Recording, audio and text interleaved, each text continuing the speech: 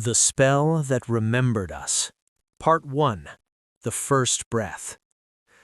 I died with your name on my lips. I remember that now.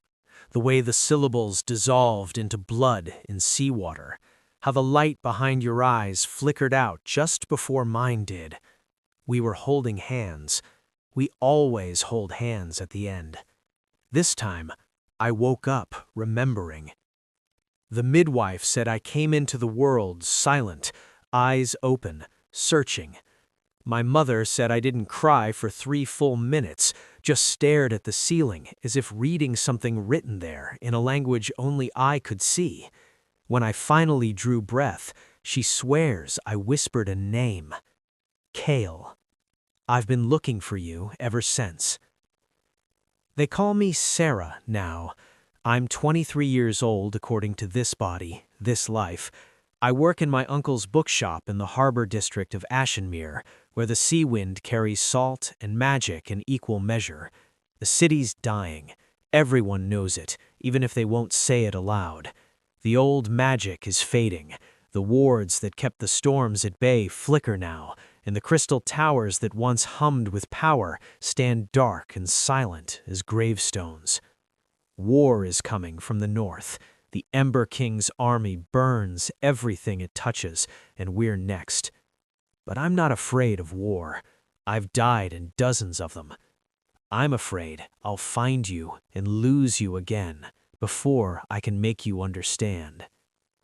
The bell above the shop door chimes, and I know before I look up. I always know. It's something in the air, the way reality bends slightly around you, like you're too real, too there for this fading world. You're taller in this life, broader shoulders, darker hair, almost black instead of the bronze I remember from 2 lives ago. But your eyes are the same, storm gray and ancient, even though you can't be more than 25. You don't recognize me. You never do. I'm looking for a book, you say, and your voice sends electricity down my spine. Different timbre, same soul. Something about breaking curses. My hands shake as I set down the volume I'm holding. What kind of curse? The kind that makes you dream of dying. You move closer to the counter, and I can smell rain on you, even though the sky outside is clear. Over and over. Different lives, different deaths, but always the same. You stop, jaw tightening. This is going to sound insane. Always the same person with you, I finish quietly. Your eyes snap to mine. For a moment, the shop falls away. For a moment, you see me. Then you blink and the veil drops again. How did you know? Because I dream it too. I reach under the counter with trembling fingers, pulling out the journal I've kept since I was old enough to write. 23 years of memories that shouldn't exist, sketched faces and places, fragments of languages dead for centuries, and on every page, hidden in margins and encoded in pressed flowers, your name, over and over. I slide it across the wooden surface between us. My name is Sera, but you've called me other things. Saphira, Sarad, Sundari, Shen. My voice cracks. I've been waiting for you. You open the journal with shaking hands. I watch your face as you turn the pages, seeing recognition war with disbelief. You stop at a sketch I drew when I was 16. You and me in what I think was ancient Velthara, standing before a temple wreathed in silver flame. We're holding hands. We're always holding hands. I know this place, you whisper. I've seen it, but it can't be real. These cities, they're from history books, legends. Some of them are thousands of years old. We're thousands of years old, Kael. I say your name like a prayer, and I watch it hit you like a physical blow. That's what the curse does. It keeps us alive by killing us. We're reborn, over and over, bound to find each other and fall in love and lose everything. But this time is different. How? This time, I remember. Part 2. The Weight of Forever. You don't believe me at first, not really, but you don't leave either. You take the journal with you when you go, and I let you, even though it's the most precious thing I own. You promise to come back tomorrow. You do, and the day after that, and the day after that. We start carefully, like archaeologists excavating something fragile and ancient. You tell me about your dreams, the ones you've had since childhood, vivid enough to feel like memories. Dying in battle with an arrow in your chest, drowning in a storm while someone screams your name, burning in a tower made of glass and silver, fingers intertwined with someone you'd give anything to save. I tell you what I know. Not everything, not yet. How do you tell someone that you've watched them die 63 times? How do you explain that you've loved them in so many bodies, so many lives, that sometimes you forget which memories belong to which version of them? Instead, I show you. We meet at dawn in the ruins of the old lighthouse, where the wards are weakest and the veil between past and present grows thin. I take your hand, you let me now, and I speak the words I shouldn't remember, in a language that hasn't been spoken in 800 years. The air shimmers, and you remember. It happens all at once, like a dam breaking. I watch your knees buckle as 63 lifetimes crash into you. You gasp, and I catch you, lowering us both to the moss-covered stones. Your hands clutch at my arms, and your eyes, gods, your eyes, fill with recognition and grief so profound it feels like the world might crack open. Sera, you breathe, and it's every name you've ever called me. Sera, I know. I'm crying now. Tears I've held back for 23 years, finally breaking free. I know. I left you, your voice breaks. In Velthara, the temple collapsed, and I let go of your hand. I let go to try to lift the beam, and by the time you were already... Hush. I press my forehead to yours. It wasn't your fault. It's never been our fault. How many times? 63 that I remember, maybe more before. You pull back to look at me, really look at me, and I see the moment you understand what I've carried. You've remembered all of them? Every death? Every life? Every time we found each other. Every time we fell in love, every time I lost you. I cup your face in my hands. This is why I had to find you before. I can't finish the sentence. Before we die again, you say it flatly, and I hear the resignation in your voice, the same resignation I've fought against my whole life. No, I grip you tighter. Before we break it, the curse, there has to be a way. Sera, if there was a way, wouldn't you have found it by now? In 63 lives, I never remembered before. The words come out fierce, desperate. Don't you see? Something's different this time. The magic is fading. The old rules are breaking down. Maybe that's our chance. You want to believe me. I can see it in your eyes. The same hope that's kept me going. But I can also see the fear. What if we only make it worse, you ask softly. What could be worse than this? Part 3, The Unraveling. We have 3 weeks before the Ember King's army reaches Ashenmere. We have less time than that before the curse finds a way to separate us again. It always does. But now we hunt together, 2 souls with combined memories spanning millennia. The old library becomes our sanctuary. You turn out to be a scholar in this life, a researcher at the academy before it burned. You know the old magic, the theoretical frameworks, the forbidden texts that most people think are fairy tales. I know the truth behind them. I was there. Together, we start to piece it together. The curse isn't random. It's elegant, terrible, and precise. A masterwork of blood magic and celestial binding. Someone made this. Someone with power beyond imagining looked at the 2 of us and decided our love was dangerous enough to lock away forever, to bury it under lifetimes of loss. Who were we, you ask one night, surrounded by scrolls and ancient tomes, your face lit by candlelight. I've been asking myself the same question for 23 years. I don't know. The earliest memory I have is already centuries into the cycle, but I pull out a specific journal, one I filled when I was 19. I found this once in what I think was our 7th life together. We died in the place called the Sanctum of First Light. It's mentioned in some of the oldest texts as the birthplace of all magic. You lean closer, reading over my shoulder. Your proximity makes my heart race, even now, especially now with time running out. The sanctum was destroyed in the Severance War, you murmur. 3,000 years ago, when the old gods died and the world was remade. If we were there, we were part of it. The realization settles over us both like frost.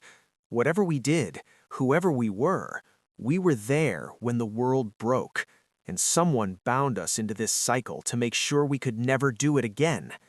You turn to face me, and I see the same conclusion forming in your eyes. The curse isn't just keeping us apart, it's keeping us powerless, scattered across time, never together long enough to... The door to the library explodes inward. 3 figures in black robes materialize from smoke and shadow. Curse hunters. I recognize the sigils burned into their palms, the same marks that have hunted us across a dozen lifetimes. Found you, one hisses. You move without thinking, putting yourself between them and me. Even now, even knowing how many times we've died protecting each other, you do it anyway. Run, you say. No. Sera. I said no.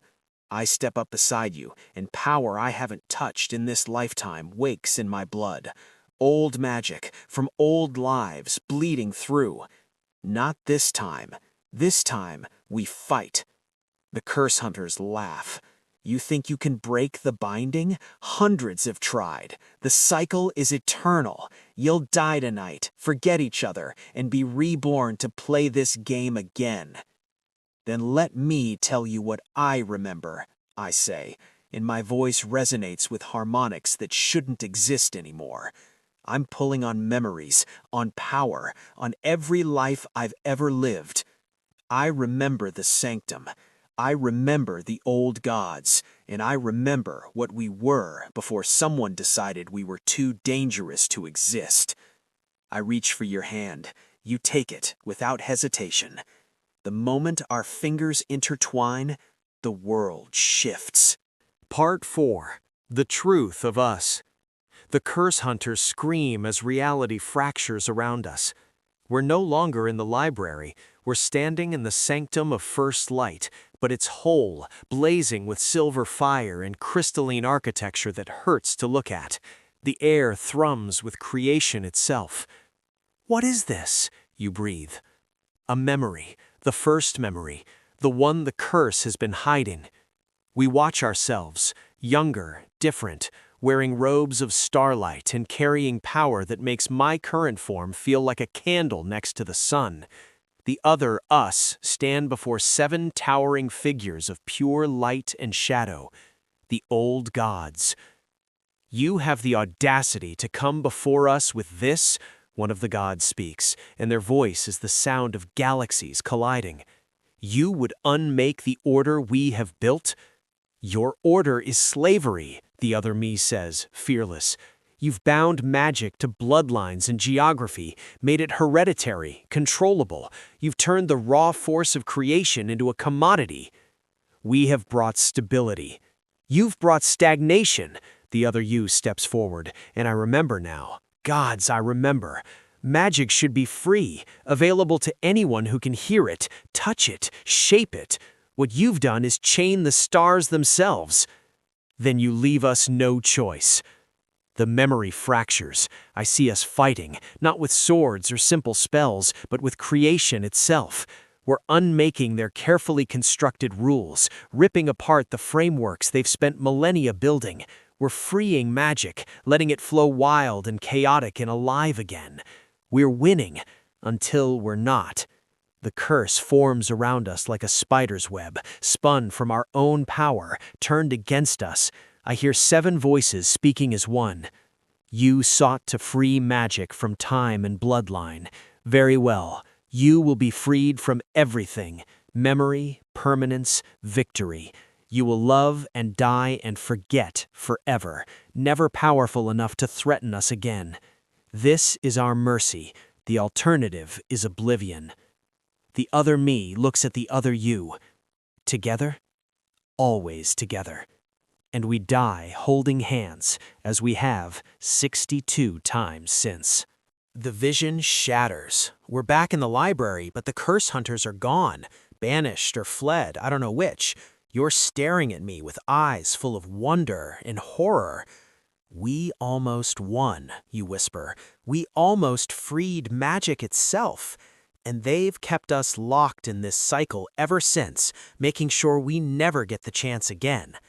But the old gods are dead. They died in the Severance War. You stop. Unless the Severance War was us, I finish. Our curse breaking free somehow.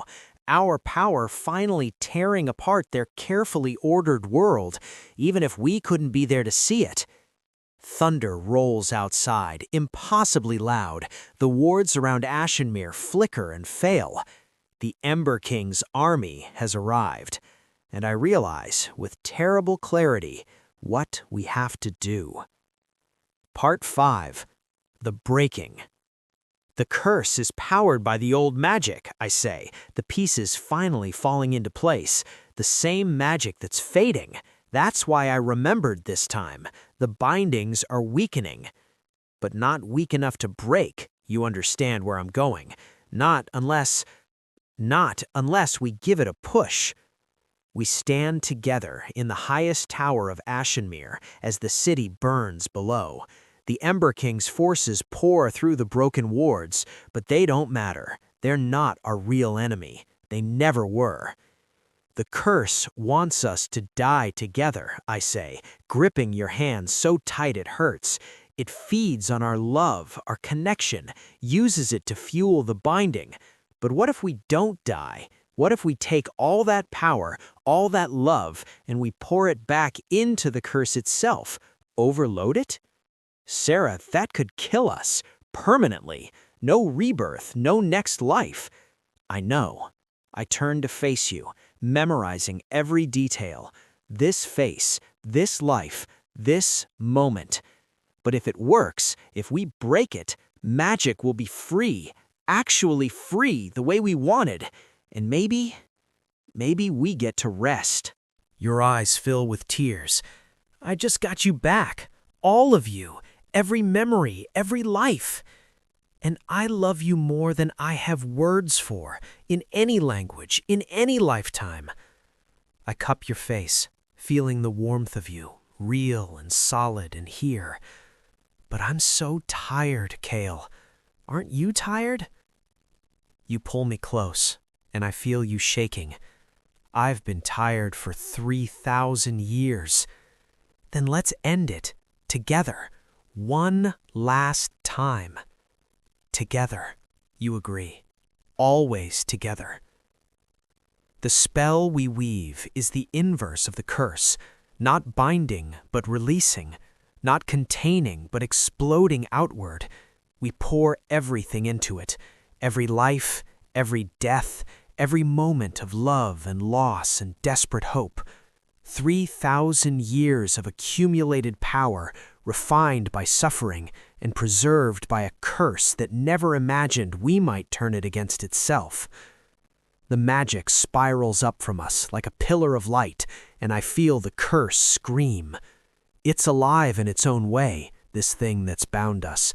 It's had 3 millennia to grow, to feed, to become something almost conscious, and now it's dying. I love you, I gasp, as the power tears through us. My body is burning, unraveling at the seams. I love you, you answer, and your voice is fading. Every version of you, every life, every... The curse breaks. The sound is like reality sobbing. Magic explodes outward from us in a wave that I know, somehow, will reach every corner of the world. Wild magic, free magic, the kind that doesn't care about bloodlines or geography or the careful rules the old gods tried to impose. It will find anyone with even a spark of potential and ignite them. It will turn the world chaotic and beautiful and dangerous and alive. Below us, I feel the Ember King's army falter as their battle mages suddenly double, triple in number. Common soldiers awakening to power they never had access to before. The war ends in confusion instead of conquest.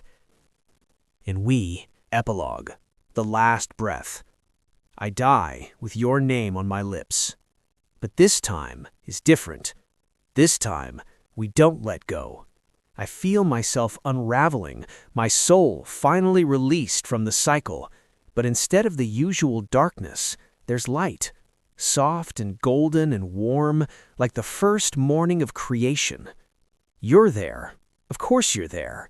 We're not bodies anymore, just consciousness, just the essential us that's existed since before the old gods tried to chain the world. And we're not alone. There are others here, thousands of them, souls freed from their own curses and cycles when our binding broke. Is this, you begin. Peace, I finish. Actual peace. We exist there together, in that space between life and whatever comes after. How long? Time doesn't work the same here. Could be moments. Could be forever. Until... Do you feel that? You ask. I do. A pull. Gentle but insistent. Not commanding like the curse was, but inviting. A question, not a demand. Would you like to go back? We turn toward the pole and see the worlds below. Our world transformed. Magic flows through it like water, like air, touching everyone. The old hierarchies are crumbling. New possibilities are emerging. It's chaos and it's beautiful, and it's exactly what we fought for. But it's also broken in new ways. Confused. Dangerous. They need help, I say softly. They need people who understand what magic really is, who remember what it's for.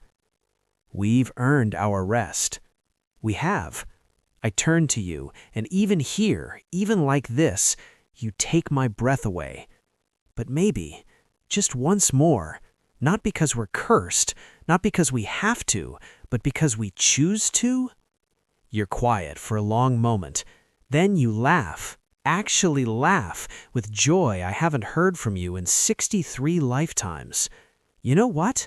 I think I'd like to try loving you in a world where we're not doomed. See how that feels. Revolutionary, I agree, grinning.